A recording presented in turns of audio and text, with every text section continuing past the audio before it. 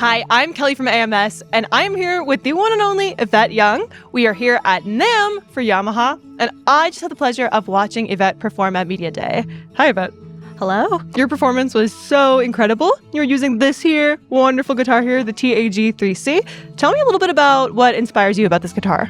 I really genuinely love the TAG3 C. It's honestly so inspiring to not only, travel around with acoustic, but to have built-in effects. I think for me, a songwriter is invaluable because sometimes, the way you'd write on a dry guitar sounds different than if you have chorus or if you have like a really lush delay going. So I think having the effects built in really transforms the way that I personally write. And then having that built-in looper is just a game changer. Honestly, when I first got the guitar, I was astounded at how you could just tap this little circle over here to stop the loop. And it was really cool how it detects the transients of what you're playing, so it knows when the loop starts and stops. Because that's like always the hardest thing, right? Timing the loop. Oh my God, yeah. So you have to start over and over and over to get it exactly right. Yeah. That's so nice. You don't have to. It's so cool to be able to not only audition guitar parts that layer of each other, but writing vocals. I can now loop a riff and I can just sit there and hum over it until I have the vocal line that I want. So it's just, I think, such a cool tool to have built into the acoustic. Is that your typical process where you'll sing a line and then write it on guitar afterwards? Yeah. That's so interesting because I feel like your melodies are so melodic and so easy to sing back. Even just what you played at your performance just now, the loop of that is still stuck in my head. So you have a chord progression first and then you sing what you're going to write aloud and then kind of reverse engineer what notes you're playing from there? Yeah, I like to think sometimes, my music has, for the most part, not recently, but for the most part, been instrumental. So I kind of thought it would be cool if all the guitar lines were top lines. So, and I personally feel like the melody that you sing out is something that will get stuck in people's heads. It's the most memorable and it's easy to adjust and it flows the most naturally. And I like writing that way because I feel like sometimes you can get stuck doing the same sort of progressions and shapes. And then, all your songs kind of sound similar. But when I sing a melody, I have to learn it. And so it doesn't come naturally. And I ended up writing music that wants to be written rather than me forcing a melody to happen, When you say it wants to be written, it's almost like it exists already and you're finding it, pulling it from the ether and writing it down as opposed to trying to contrive something. Yeah. Does that make sense? I think for me it feels like personally everyone's process is different, but it feels like the purest way of songwriting is just what organically wants to come out, and then you find it on the guitar afterwards instead of just letting technique dictate what you're doing. And I end up getting a lot better at guitar playing and writing this way anyway, because sometimes I sing something that is impossible for my hands to do, and then I have to be really creative how I can accomplish that. Right, resourceful of, okay, that's what my ear heard, but I can't do that physically, so what else can I do? And having something like a looper built in there, I'm sure gives you so many other possibilities of things that you wouldn't have been able to do. Totally, and to be able to store it on the app, have different banks and things, I feel like it's going to change a lot for people who do acoustic live sets, instead of having to store your tracks on a laptop or something, or to bring a looper pedal, you can just, have it all in one place. And I think these days having a product where everything is built in and compact is invaluable because traveling and flying with gear is really expensive. So the more you can condense your rig, the better. Totally. In a genre like math rock, I feel like it's all about subverting expectations, trying to write something that people don't exactly know where you're going with it. I guess the question is just, how do you do that? I feel like when I write stuff, I guess I don't really think about, I'm gonna try to write something technical. I'm gonna try to stump people. Bitch, you can't play this. I feel like I more so come from it from perspective of I'm trying to paint an emotion or tell a story, and what are ways I can use sonic things like melody and tones and touch even to convey this, and how can I marry all these elements and have them work together to help me convey this thing I want to convey. So a lot of it is actually me, not really knowing how to play the thing that I am imagining in my head, and I sing it and I use effects to try to build it up, and then I teach it to myself bit by bit. And I start simple usually. Like, some of the things I write are really intricate. I jokingly call it detail rock because like my brain's just like super fixated on details.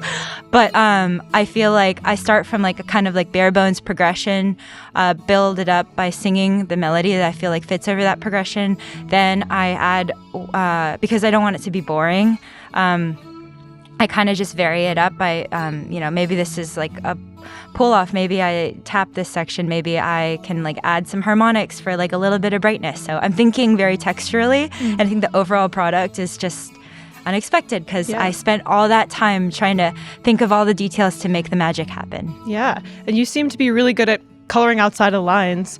What is your advice for people who kind of take an academic approach to songwriting or have studied it and learned there are a certain set of rules that go along with it and they struggle to break it? What's your advice for those people? How do you learn to go outside the lines a little bit? I think to empathize with my position, I'll explain my backstory, which is I grew up in that rigid kind of musical academia sort of environment with classical music. And I was very like technical doing all of that. And I derived no joy from it. It was actually a huge source of pressure. And I got really sick. And then I taught myself guitar as like a means of self-regulation and therapy. And for me, guitar was all about not listening to other people, like not in a rebellious way, but more like this has to be for me. And I don't want to associate it with perfection or with using it to crush others in a competition.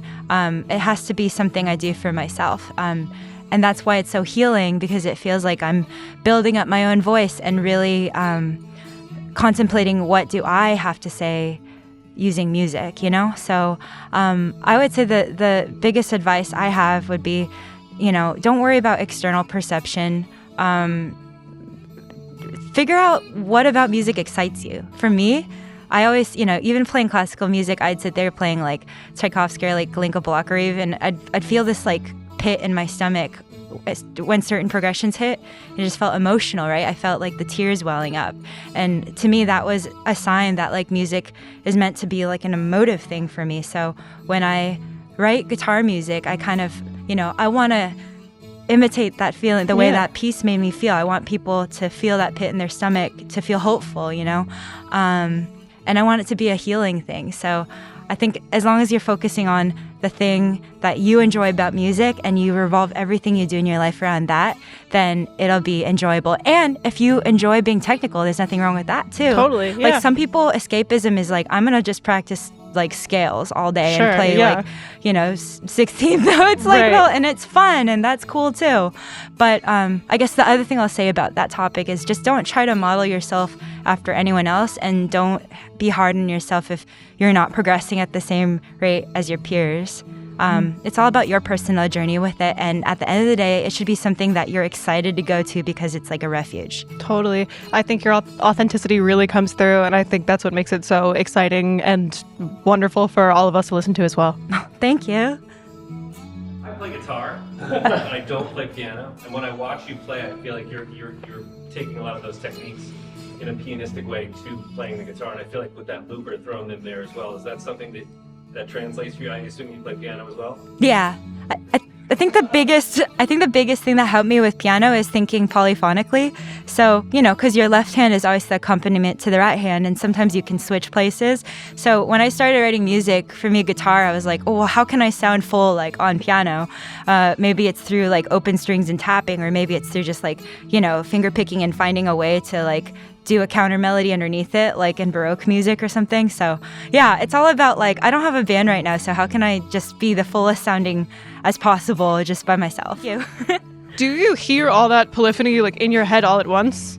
Yes. That's incredible. I am blessed. I think I did a lot of ear training when I was younger, and I would say, none of the theory stuff stuck with me. I was just like, this boring, like, I hate this, blah, blah, but blah. the ear training was really fun because I'm like, I kind of became fascinated with, I'm like, why is that interval making everyone feel tension? Why is this interval, I can't talk. Why is this interval feel so hopeful? Why does everyone hear optimism, So I'm like, well, how can I channel that emotion I'm feeling and put it into my music. So when I'm writing, I'm like, I almost get like, I don't know how to explain it. Like I'll write something and I'll get like option paralysis because I hear all these competing melodies. And when I discovered how to record myself using a DAW, I was like, game changer, because then I could audition like every single possible thing. And I think like phrasing is so important too. Like, you know, you can get 4 chords and have it sound really bland and stale, but then you can phrase it in a certain way. You can like, you know, syncopate a part of it. You can like put a little bit of like drag on one of the notes. You can like do what is it called? A variation on the interval, and it sounds different. So like, it's just crazy how much phrasing can transform what you're writing. And I think that's the main thing in my head that like happens is like, oh my God, I could phrase it this way, I could phrase it this way. But at the end of the day, I don't exist to serve myself. I feel like I exist to serve the music. So whatever is the best possible option wins. Totally. That's awesome. And when you're not writing with lyrics, that kind of becomes your lyrics. That becomes like the emotional core of your song. If you're thinking about, oh, this interval is evoking this and this interval is evoking this, without lyrics, that's how you communicate. Totally. I always tell people it's almost like abstract art. You know, when I first started painting, I was very illustrative. I used to be an art teacher. That was my first job. And I was like, I don't understand abstract art. Like, where's the vase with flowers? Like, this looks like a kid did it, you know? But then I was like, wait, there's something so powerful about this because, I mean, yes, sometimes abstract art can be a bunch of BS. But some pieces make you feel a certain way. And you're like, that color next to this color, the composition where you placed all the elements, that it almost takes like a mastery of the medium to understand how to create that feeling. And I feel like instrumental music is kind of like that because lyrics, I love lyrics. You know, I grew up listening to a lot of lyrical music, but it kind of tells you what to feel most of the time. You know, it's like, this is a song about, you know, my dead dog or whatever. But with how do you make a song about death without lyrics? Just with harmony and chords and phrasing. I think to me that's what's fascinating about music and movie scoring and things like that. It's like, how do I get this audience to be in the same universe I am? You know? How do I draw them into where I am? Take the natural overtones of what's happening and distill it so that they feel what I feel. Yeah. To me, that's like the best compliment I can get after a set is if someone's like, hey, that song made me feel like I was, you know, at this place. I'm like, yeah, that's what I was going for. That's so cool. Your music has a way of taking the world and like making it this small for me. I don't know, like if my attention is like all around here, you start playing something and it's like all of a sudden the whole world is like only this big to me. It's just your little melody, if that means anything to you. Yeah, that means a lot. I think for a lot of us, art is escapism. So I know for me, I used to listen to songs and just tune out the rest of the world. So I think that's a very powerful thing. Thank you. Thank you. If you want to check out the Yamaha TAG3 C for yourself and all the awesome other Yamaha products, head on over to AmericanMusical.com.